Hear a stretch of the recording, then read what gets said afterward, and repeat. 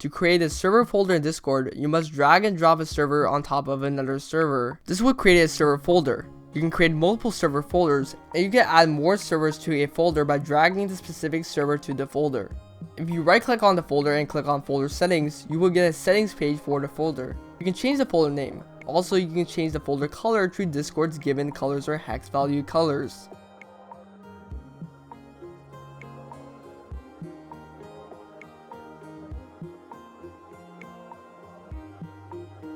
When you have everything set up, press done.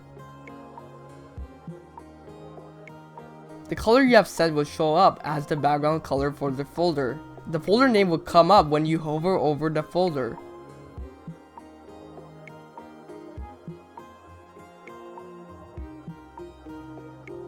You can mark an entire folder's notifications as red by right clicking on the folder and clicking on mark folder as red. Subscribe, like, and share. Bye!